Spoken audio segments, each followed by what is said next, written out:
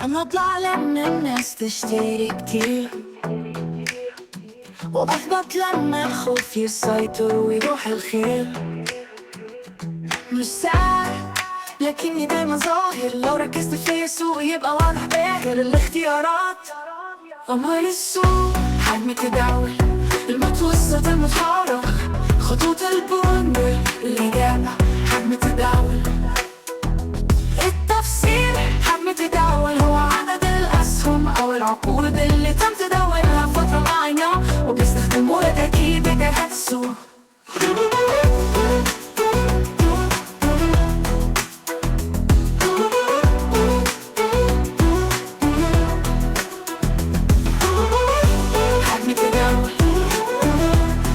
تداول هو عدد الأسهم أو العقود اللي تم تداولها فترة معينة، وبيستخدموها لتأكيد جهات السوق.